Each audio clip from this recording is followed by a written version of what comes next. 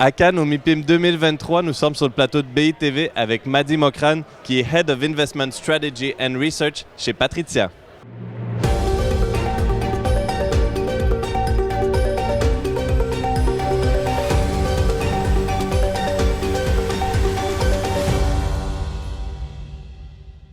Mady Mokrane, merci d'être avec nous sur le plateau de BITV. Avec plaisir. Vous avez participé à l'occasion du MIPIM au RE Invest Summit, une conférence regroupant quantité des plus grands investisseurs européens et internationaux où sont débattues les dernières stratégies d'investissement, les dernières tendances, les opportunités, les défis aussi. Justement, parlant de défis, j'ai envie de vous demander quelles sont les principales questions qui ont été abordées, qui ont retenu l'attention de ces grands investisseurs lors du RE Invest Summit? Alors cette conférence a lieu sur 2 jours. Elle a lieu entre lundi après-midi jusqu'au mardi midi. Et on a effectivement débattu plusieurs sujets. Et le premier, c'est une question très simple. En anglais, c'est « What keeps you awake at night ?» Qu'est-ce qui vous maintient éveillé la nuit? Qu'est-ce qui vous trouble? Question.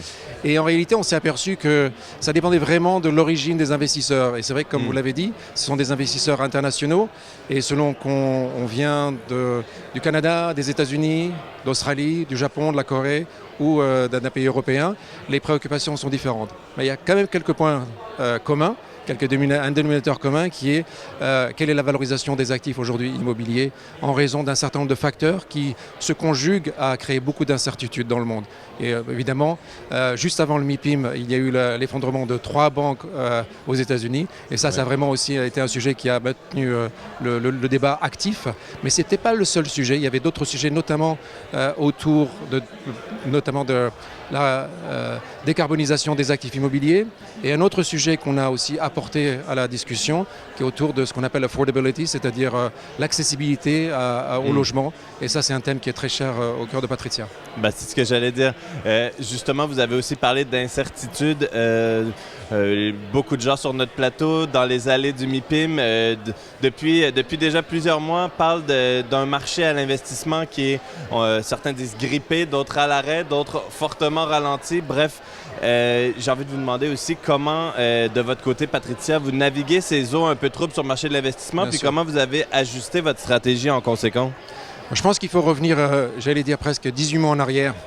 Et notre vue à l'époque, c'était qu'on sortait du Covid et de ses impacts et qui n'étaient pas encore terminés à l'époque. Il faut se souvenir que la Chine ne vient juste de réouvrir qu'il y a quelques mois. Et on était en train de se dire finalement, est-ce que tout ça va être inflationniste ou pas? Qu'attend la Fed, la Réserve fédérale américaine, pour essayer de resserrer un petit peu les conditions monétaires, puisqu'on avait quand même vu qu'il y avait eu l'équivalent de 7 à 8 milliards de dollars, ou l'équivalent d'euros, qui avaient été injectés sous forme de politique monétaire ou de politique fiscale dans les économies mondiales. Et à un moment donné, il fallait bien que tout ça reflue un petit peu, de manière ordonnée. Et en fait, ce qui s'est passé, c'est 2 choses. Un retard à l'allumage pour les banques centrales. Et la deuxième chose, évidemment, c'est ce qui s'est passé le 24 février 2022, c'est-à-dire l'invasion de l'Ukraine par la Russie, qui a également totalement changé la donne. Et là, on a révisé très, très fortement ce qu'on appelle notre house view, notre vision des marchés. Et, première chose, protéger les investissements. On gère 60 milliards d'euros. Protéger les investissements en cours, voir quelle était notre position sur les engagements qu'on avait, les transactions qui étaient en cours, on n'utilise pas beaucoup de dettes, mais on en a quand même, et on a plus de 200 relations, ce qu'on appelle bancaires ou de prêteurs. Et ensuite réfléchir à la politique de stratégie d'investissement. Et on a mis quand même pas mal en pause en 2022. Et là, on regarde les opportunités. Une raison pour laquelle on est au MIPIM, c'est pour ça.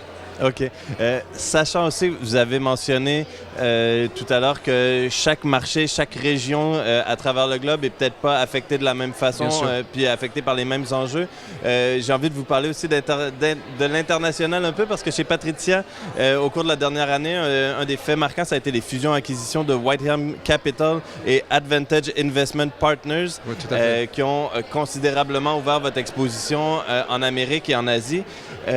Comment justement est-ce que cette ouverture sur des nouveaux marchés vient affecter votre approche pour l'année qui s'en vient? Alors ça c'est une vraie question, mais en fait ces deux acquisitions marquent l'aboutissement d'un processus qui a commencé il y a très longtemps, oui, qui était un processus d'ouverture de Patrizia en direction de deux choses, c'est-à-dire à la fois l'international comme on l'avait évoqué, mais également de devenir le partenaire numéro 1 en actifs réels. Donc évidemment on était un spécialiste d'immobilier européen, et puis progressivement on s'est étendu à l'international avec quelques acquisitions au cours de 2018-2019. Et puis il y a eu une période de pause, le Covid n'a pas aidé. Et puis 2022 a été une année un peu de transformation. Et aujourd'hui, sur les 60 milliards, on est à peu près 7 à 8 milliards qui sont représentés par de l'infrastructure. Parce que les deux sociétés que vous avez mentionnées sont des investisseurs et des gérants en infrastructure internationale. Et c'est ça vraiment oui, au-delà de l'aspect géographique, on découvre voilà, tout un univers qui est lié à un cousin ou un frère de l'immobilier qui est l'ensemble des segments de l'infrastructure. Et on s'aperçoit de deux choses. Un, les grands facteurs, les grandes tendances qui aident et qui sont, j'allais dire, les amis de l'immobilier, la démographie, la digitalisation, l'urbanisation et vraiment tout le phénomène de l'immobilier construit et de l'ESG, oui, sont des phénomènes et des tendances qui sont communes avec l'infrastructure. Il n'y a pas d'immobilier sans infrastructure. Ouais. Il n'y a pas d'infrastructure valable sans immobilier à côté ou connecté. Donc pour moi, c'est vraiment quelque chose qui est fascinant et qui va compléter notre offre en direction de tout ce qui est construit et qui sert l'humain. Merci beaucoup, Mady Mokrane. Merci beaucoup à tous et toutes d'avoir été avec nous aussi. Je vous dis à bientôt sur le plateau de BITV au MIPIM 2023.